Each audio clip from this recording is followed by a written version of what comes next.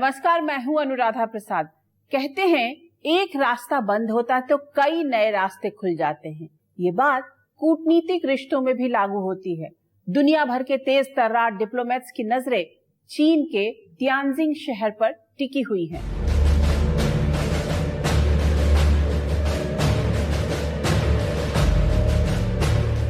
परस्पर विश्वास, सम्मान और संवेदनशीलता के आधार पर हम अपने संबंधों को आगे बढ़ाने के लिए प्रतिबद्ध हैं।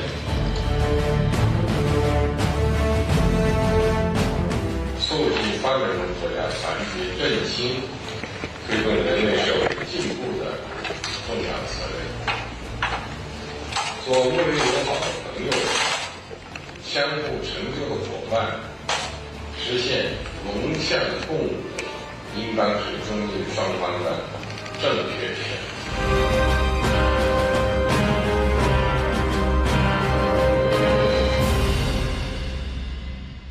संघाई सहयोग संगठन यानी SCO शिखर सम्मेलन में चाइना के राष्ट्रपति शी जिनपिंग, रूस के राष्ट्रपति व्लादिमीर पुतिन और भारत के प्रधानमंत्री नरेंद्र मोदी, इन तीनों नेताओं के टेंशन की एक बड़ी वजह है अमेरिकी राष्ट्रपति डोनाल्ड ट्रंप।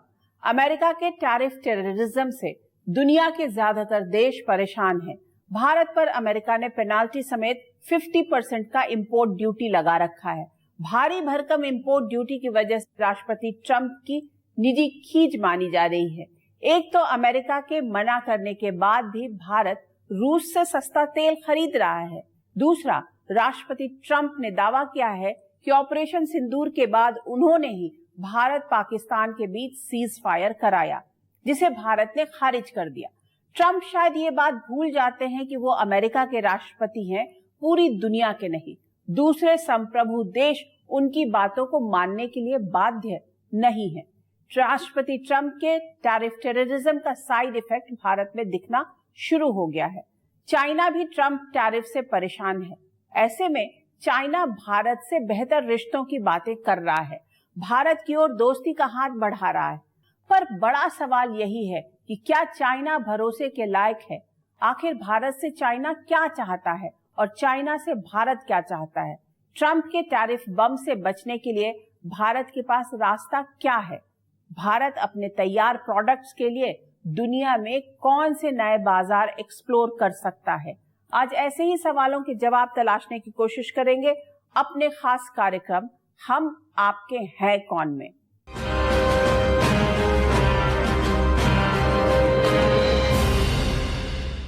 कूटनीति में हर देश एक दूसरे से शायद यही सवाल पूछ रहा है कि हम आपके हैं कौन। ऑपरेशन सिंदूर के बाद पूरी दुनिया ने देखा कि पाकिस्तान ने जिन ड्रोन और मिसाइलों से भारत पर हमले की कोशिश की, उनमें से ज्यादातर मेड इन चाइना थे। 5 साल पहले गलवान घाटी में कब्जे की साजिश चाइनीज आर्मी ने रची, जिसे भारतीय फौज ने नाकाम कर दिया। साल 2017 में डोकलाम में 73 दिन तक चाइनीज आर्मी और भारतीय फौज आमने सामने रही। इसके बाद चाइनीज आर्मी को पीछे हटना पड़ा। अरुणाचल प्रदेश से लद्दाख तक चाइना LAC यानी लाइन ऑफ एक्चुअल कंट्रोल पर समय समय पर साजिश करता रहा है। लेकिन पिछले कुछ दिनों से चाइना लगातार भारत से बेहतर रिश्तों की वकालत कर रहा है। इसलिए सवाल उठता है कि चाइना के रुख में बदलाव की वजह क्या है? इसकी वजह है अमेरिका के राष्ट्रपति ट्रंप, जिनके टैरिफ टेररिज्म का शिकार चाइना भी है। ऐसे में चाइना से बात करने से पहले समझते हैं कि भारत में ट्रंप के टैरिफ का साइड इफेक्ट किस तरह महसूस किया जा रहा है।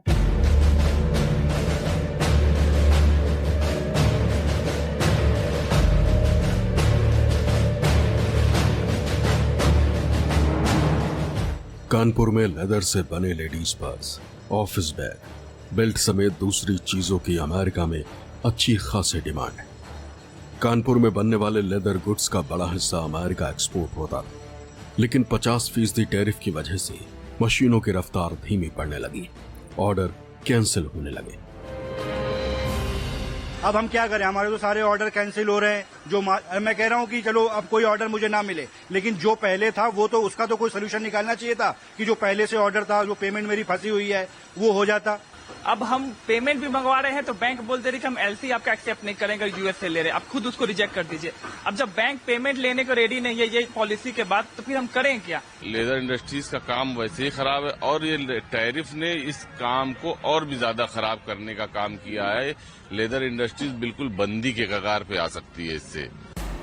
कानपुर के लेदर कारोबारियों की दलील है कि उनकी फैक्ट्रियों में विदेशी बाजारों को ध्यान में रखते हुए प्रोडक्ट तैयार किया जाता है जिनकी घरेलू बाजार में खपत कम है। दुनिया के नक्शे पर यूपी के मुरादाबाद की पहचान पीतल नगरी के तौर पर है। यहां बने पीतल के सामान की अमेरिका में बहुत मांग है, लेकिन राष्ट्रपति ट्रंप की टैरिफ नीति की वजह से मुरादाबाद के पीतल उद्योग पर संकट के बादल मंडराने लगे। नए ऑर्डर रुक गए हैं और फैक्ट्रियों में तैयार माल फंसा हुआ है। जो ये टैरिफ लगा है जो 50% का, तो इसके वजह से क्या कहते हैं, इस पे बहुत फर्क पड़ रहा है बिजनेस पे। और क्योंकि नए ऑर्डर्स आने बंद हो गए हैं, पुराने ऑर्डर्स बायर्स या तो होल्ड पे करा रहे हैं या उसे अभी मतलब अनसर्टेन अभी है कि सिचुएशन की आगे क्या होता है। हम लोगों के जो सेटअप्स है, हम लोगों की जो लेबर हमसे जुड़ी हुई है वो बहुत ज्यादा है और अगर यूएस से बिजनेस नहीं आया तो सर्वाइवल बहुत बहुत टफ हो जाएगा। सूरत के कपड़ा उद्योग और हीरा उद्योग को भी झटका लगा। दुनिया भर में तराशे जाने वाले 12 डायमंड में से 9 डायमंड सिर्फ सूरत में ही तराशे जाते हैं। अमेरिका डायमंड, जीन्स और ज्वेलरी का बड़ा खरीदार है। ऐसे में सूरत के हीरा और कपड़ा उद्योग से जुड़े लोग सहमे हुए। 50% टैरिफ से अमेरिका में बिकने वाले कपड़े, James, jewellery, furniture, sea food जैसे भारतीय प्रोडक्ट्स महंगे हो गए। इससे अमेरिका के सामने चीन, बांग्लादेश, वियतनाम, मैक्सिको जैसे कम टैरिफ वाले देशों के सामान है। अगर टैरिफ पर राष्ट्रपति ट्रंप टस से मस नहीं हुए हैं और 50% टैरिफ जारी रहा तो आने वाले दिनों में अमेरिका में भारतीय प्रोडक्ट्स की मांग में भारी कमी की आशंका जताई जा रही है। भारत अमेरिका को 7.59 लाख करोड़ रुपए का सामान निर्यात करता है, जिसमें नया टैरिफ भारत के करीब 5.4 लाख करोड़ के एक्सपोर्ट को प्रभावित कर सकता है।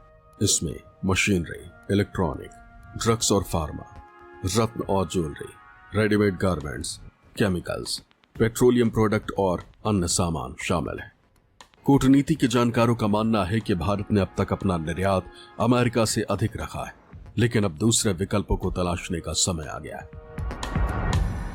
भारत को अपने आत्मनिर्भरता का जो हमारा पॉलिसी है उसको आगे बढ़ाना चाहिए, लेकिन जहाँ कहीं से भी हमको टेक्नोलॉजी मिल सकती है, इन्वेस्टमेंट मिल सकता है, उसको लेना चाहिए। इसमें जो है चीन से अगर हमें मदद मिल सकती है।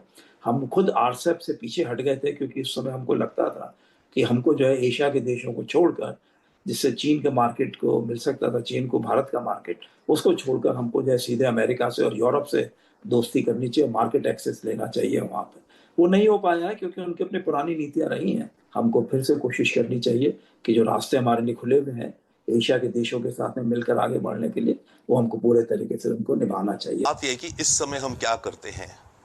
अगर इस समय हमने ज्यादा मेहनत नहीं करी इस टैरिफ के रिस्पॉन्स में, और मेहनत हमें 2 फ्रंट पे करनी है, एक देश के बाहर, एक देश के अंदर। देश के बाहर बाय द वे हमें यही नहीं सोचना है कि हम अमेरिका से पल्ला झाड़ दें, नहीं, बल्कि अमेरिका में अपने डिप्लोमेसी बढ़ानी है, ट्रंप के नेटवर्क से रिलेशंस बढ़ाने हैं, आउटरीच बढ़ाना है, वो सारा करना है। कांग्रेसमैन जो इन्फ्लुएंशियल है उनसे बढ़ाना है, हमें ज्यादा इन्वेस्ट करना है उसमें अमेरिका में। श्योर, उसके अलावा हमें नई मार्केट्स को एक्सप्लोर करना है तेजी से जितना हम कर सकें।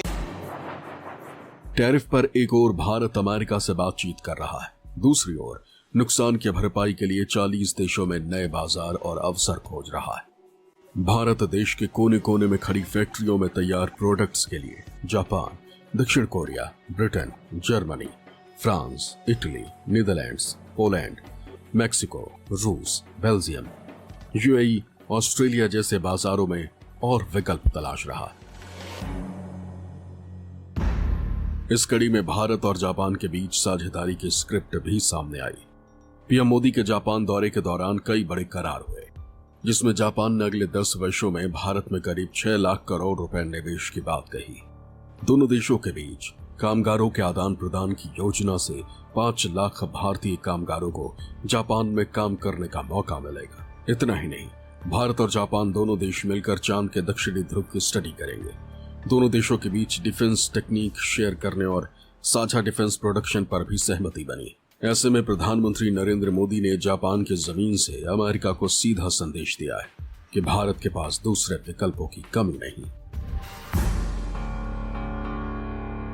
कानपुर के चमड़ा कारोबारी परेशान हैं, मुरादाबाद के पीतल उद्योग से जुड़े लोग टेंशन में हैं, सूरत के कपड़ा और हीरा कारोबार से जुड़े लोगों का ब्लड प्रेशर बढ़ा हुआ है।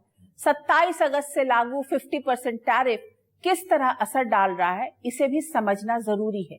मान लीजिए भारत में बनी कोई शर्ट अमेरिका में पहले $10 में मिलती थी, तो नए टैरिफ की वजह से उसी शर्ट के लिए एक अमेरिकी को $16.4 चुकाना होगा, जबकि मेड इन चाइना शर्ट $14.2 में मिलेगी। बांग्लादेश और वियतनाम में बनी शर्ट और सस्ती मिलेगी। ऐसे में 50% टैरिफ की वजह से भारतीय प्रोडक्ट्स को अमेरिका में चाइना के साथ कड़ी प्रतिस्पर्धा करनी होगी। इससे भारतीय कारोबारी सहमे हुए हैं। अब इस तस्वीर को दूसरी तरह से देखने और समझने की कोशिश करते हैं। साल 2024 में भारत से रूस ने $5 बिलियन और चीन ने $15 बिलियन का इंपोर्ट किया। भारत के साथ रूस का ट्रेड सरप्लस $60 बिलियन तो चाइना का $100 बिलियन का रहा। वहीं 2024 में भारत ने अमेरिका से $88 बिलियन का निर्यात किया। ये रूस और चाइना से किए गए साझा निर्यात से 4 गुना से अधिक है। मौजूदा कूटनीतिक रिश्तों में ड्राइविंग सीट पर कारोबार है। डोनाल्ड ट्रंप हो या शी जिनपिंग, दोनों ही ट्रेड को एक ताकतवर हथियार की तरह इस्तेमाल कर रहे हैं। जिनपिंग जानते हैं कि 1 अरब 40 करोड़ आबादी वाले भारत में एक बड़ा मिडिल क्लास है, जहां उनकी फैक्ट्रियों में बने माल को खपाने के लिए बड़ा बाजार मौजूद है। ऐसे में अमेरिकी टैरिफ नीति से होने वाले नुकसान की भरपाई के लिए चाइना भारत की ओर दोस्ती का हाथ बढ़ा रहा है।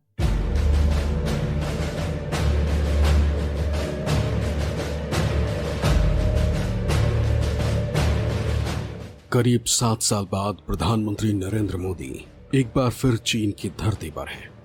साल 2020 में गलवान में झड़प के बाद भारत चीन रिश्तों में तल्खी बढ़ गई थी, लेकिन आज की तारीख में भारत और चीन दोनों अमेरिकी राष्ट्रपति ट्रंप की टैरिफ नीति से परेशान हैं। ऐसे में चीन और भारत करीब आते दिख रहे हैं। हमारे सहयोग से दोनों देशों के 2.8 बिलियन लोगों के हित जुड़े हुए हैं। इससे पूरी मानवता के कल्याण का मार्ग भी प्रशस्त होगा। 当前世界百年变局加速演进，国际形势变乱交织。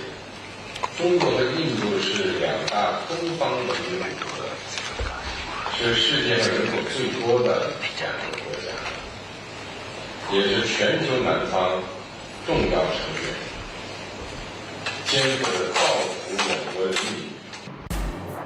वर्ल्ड मैन्युफैक्चरिंग इकोनॉमी में चीन की भागीदारी 35%, दूसरे नंबर पर 12% के साथ अमेरिका है, तीसरे नंबर पर 6% के साथ जापान खड़ा है, तो 4% के साथ जर्मनी।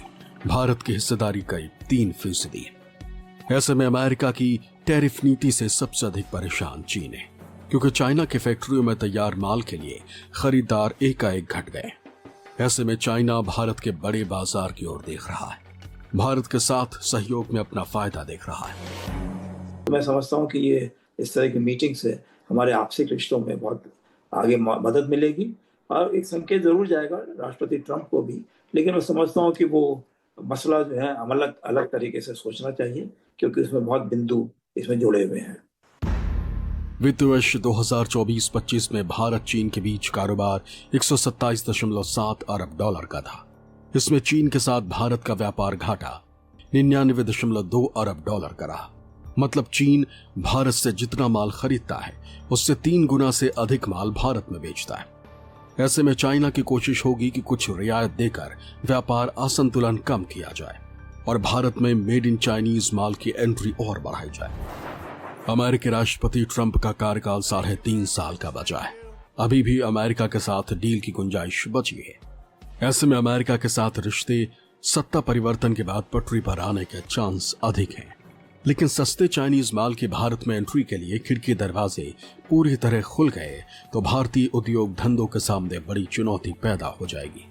ऐसे में चीन के साथ बहुत संभल कर आगे बढ़ने की जरूरत है, जिसमें पहली प्राथमिकता व्यापार घाटा कम करना होना चाहिए। भले ही अमेरिकी राष्ट्रपति ट्रंप की टैरिफ ब्लैकमेलिंग से चीन और भारत के करीब आने की जमीन तैयार हो गई हो, लेकिन चीन में ऐसी सोच वाले रणनीतिकार भी हैं जिनका मानना है कि अमेरिका के साथ तनाव की वजह से भारत घिरा हुआ है और दिल्ली का बीजिंग की ओर देखना मजबूरी है। कुछ ये भी दलील दे रहे हैं कि अमेरिका को संतुलित करने के लिए भारत चीन का इस्तेमाल करना चाहता है, लेकिन एक बड़ी सच्चाई ये भी है कि आज की तारीख में भारत को जितनी जरूरत चीन की है उससे कहीं अधिक चीन को भारत की है। ऐसे में बॉर्डर से व्यापार तक भारत के चीन के साथ रिश्तों में बहुत संभल कर आगे बढ़ना होगा। वर्ल्ड जीडीपी में अमेरिका की हिस्सेदारी करीब $30 ट्रिलियन की है। चाइना की अर्थव्यवस्था का आकार 19 ट्रिलियन तो जर्मनी की 4.74 ट्रिलियन और भारत की 4.19 ट्रिलियन डॉलर है। भारतीय अर्थव्यवस्था की अमेरिका और चीन से तुलना करना ठीक नहीं होगा। अमेरिका की अर्थव्यवस्था में कंजम्पशन अधिक है तो चाइनीज अर्थव्यवस्था में प्रोडक्शन अधिक है। वहीं भारत में प्रोडक्शन और कंजम्पशन दोनों है। हमारा निर्यात अर्थव्यवस्था का करीब 20% है तो 80% घरेलू बाजार में ही खप जाता है। ये भी दलील दी जा रही है कि अमेरिका के 50% टैरिफ बम से भारत की अर्थव्यवस्था पर बहुत अधिक अंतर नहीं पड़ेगा। डोनाल्ड ट्रंप की टैरिफ ब्लैकमेलिंग ने भारत को दुनिया में नए बाजार और अवसर तलाशने का मौका दिया है। ये भी संभव है कि कुछ दिनों में प्रेसिडेंट ट्रंप एक बार फिर पलट जाए और भारत पर टैरिफ कम कर दें। ये भी संभव है कि गुस्से में टैरिफ को और बढ़ा दें। आरबीआई के पूर्व गवर्नर रघुराम राजन ने हाल ही में एक इंटरव्यू में कहा कि भारत को इस संकट को अवसर की तरह देखना चाहिए। चीन, जापान, अमेरिका या किसी और के साथ मिलकर काम करना चाहिए, लेकिन किसी पर निर्भर नहीं रहना चाहिए। मतलब तेजी से बदलती दुनिया में अर्थशास्त्री रघुराम राजन भारत के लिए न तो किसी से बहुत नजदीकियां बढ़ाना ठीक मानते हैं, न ही दूरी बनाना। चाइना पिछले कुछ वर्षों से भारत को RCEP यानी रीजनल कॉम्प्रिहेंसिव इकोनॉमिक पार्टनरशिप की छतरी तले लाने की कोशिशों में जुटा है। 15 सदस्यों वाले RCEP का मकसद सदस्य देशों के बीच टैरिफ और गैर टैरिफ रुकावटों का कम करना, खत्म करना या निवेश और कारोबार को आसान बनाना है। चाइना इस मंच के जरिए अपनी फैक्ट्रियों में बने माल को खपाने की कोशिश में दिखता है। ऐसे में व्यापार हो या बॉर्डर, चीन पर आंख बंद करके भरोसा नहीं किया जा सकता। हमेशा फूंक फूंक कर कदम रखना होगा। पर एक बात है, पिछले कुछ दशकों में चीन ने जिस तरह से तरक्की की उसमें बहुत कुछ ऐसा है जिससे भारत सबक ले सकता है। साल 2024 में चीन की फैक्ट्रियों में बना $3.58 ट्रिलियन का सामान दुनिया भर के बाजारों में पहुंचा। दुनिया के हर तरह के बाजार और लोगों की खरीदारी की क्षमता देखते हुए चाइना प्रोडक्ट बनाता है। अपनी स्पीड, इनोवेशन और अत्याधुनिक तकनीक के दम पर चीन दुनिया में सबसे तेजी से और सबसे सस्ता प्रोडक्ट बनाने में टॉप पर है। इसके लिए चीन की सरकार ने माहौल तैयार किया, स्पेशल इकोनॉमिक जोन बनाए। इतना ही नहीं, उद्योगों की राह में खड़े स्पीड ब्रेकर्स हटाए गए और चीन की फैक्ट्रियों में तैयार प्रोडक्ट्स को दुनिया भर के बाजारों में पहुंचाने की राह आसान बनाई गई। बहुत कुछ सीखने की भी जरूरत है विदाउट डाउट, और उन चीजों में एक चीज बाय द वे जो मैं कह रहा हूं वो है हार्ड वर्क। ये एशियन टाइगर्स एक दिन में नहीं बन गए। चाइना क्या, जापान क्या, कोरिया क्या, ताइवान क्या, मलेशिया क्या, जनरेशंस ने मेहनत करी है। चाइना को वर्ल्ड फैक्ट्री बनाने में वहां की स्किल्ड वर्कफोर्स का बड़ा योगदान है। चीन ने अपने वर्कफोर्स को सेना के जवानों की तरह अनुशासित, समर्पित और जुझारू बनाया है। अनुशासन, कड़ी मेहनत और काम के प्रति समर्पण को स्कूल कॉलेज में पढ़ाई के दौरान राष्ट्रवाद से जोड़ा गया। युवाओं के तकनीकी शिक्षा पर जोर दिया गया जिससे मैन्युफैक्चरिंग में अपना योगदान दे सके। चीन के लोगों में यह भावना कूट कूट कर भरी है कि फैक्ट्री में मौजूदगी का मतलब है एक एक मिनट काम को समर्पित और अपने काम का सेल्फ असेसमेंट। आज की तारीख में भारत में दुनिया के सबसे अधिक युवा है, लेकिन उसमें से स्किल्ड युवाओं की संख्या बहुत कम है।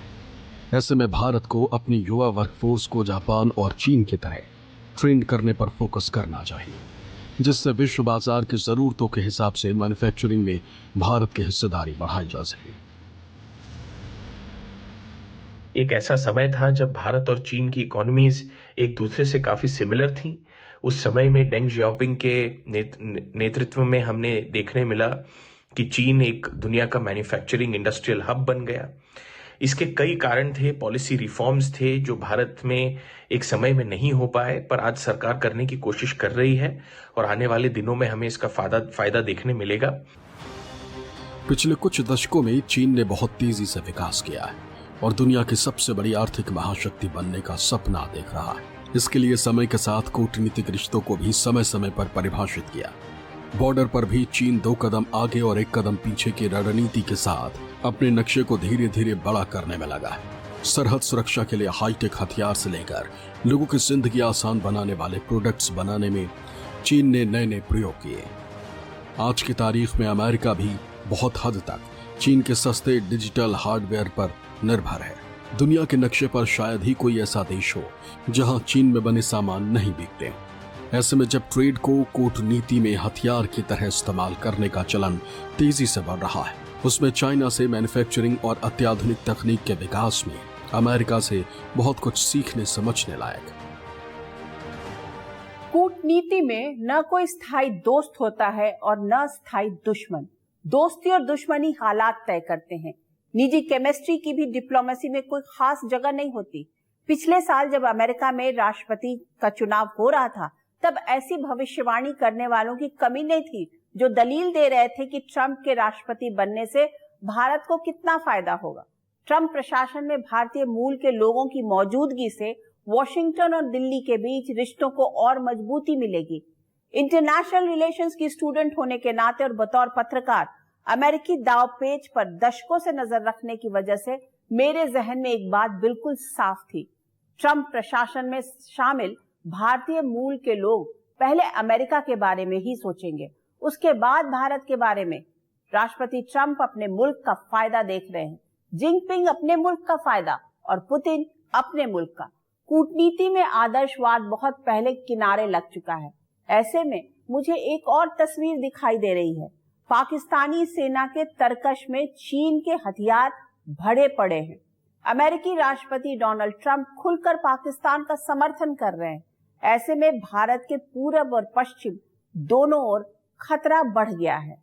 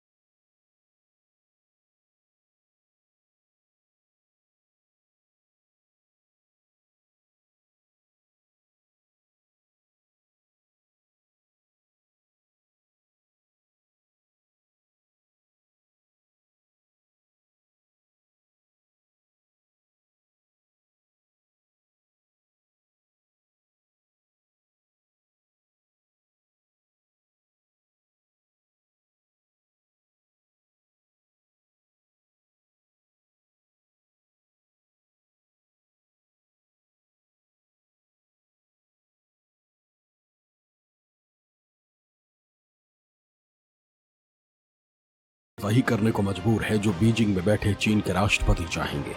चीन के खतरनाक मंसूबे कई बार सामने आ चुके हैं। भारत के पूरब और पश्चिम दोनों ओर चीन से चुनौती बनी रहेगी। इतिहास गवाह है कि चीन ने कई बार भारत का भरोसा तोड़ा है। भारत और चीन के बीच में बहुत बड़ा ट्रस्ट डेफिसिट है, क्योंकि जब भी क्रिटिकल इशू हुए हैं, इशू आते हैं, उसमें हमेशा चीन पाकिस्तान की मदद करता है। ऑपरेशन सिंदूर एक बहुत ताज़ा उदाहरण है कि उन्होंने कहते हैं कि उनको इलेक्ट्रॉन जो इंटेलिजेंस हेल्प की, वेपन उनको सप्लाई किए। तो भारत जो को ईस्ट और वेस्ट दोनों फ्रंट के लिए तैयार रहना पड़ेगा। पाकिस्तान के प्रधानमंत्री शहबाज शरीफ भी 6 दिनों की चीन यात्रा पर हैं, जो तियानजिन में शंघाई सहयोग संगठन शिखर सम्मेलन में तो हिस्सा लेंगे ही, साथ ही मेल मुलाकात से लेकर डील के लिए पूरी तैयारी के साथ पाकिस्तान के वजीर आजम मिशन चाइना पर हैं। मतलब पाकिस्तान को भी खुश करने का कोई मौका चीन नहीं छोड़ेगा।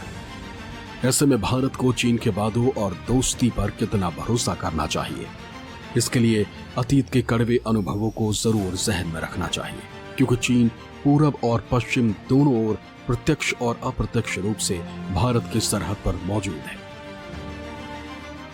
अगर चीन के राष्ट्रपति जिनपिंग सचमुच भारत के साथ दोस्ती चाहते हैं, सहयोग चाहते हैं, शांति चाहते हैं, तो क्या पाकिस्तान को चाइनीज हथियारों की सप्लाई बंद कर देंगे? क्या अंतर्राष्ट्रीय मंचों पर पाकिस्तान का समर्थन करना बंद कर देंगे?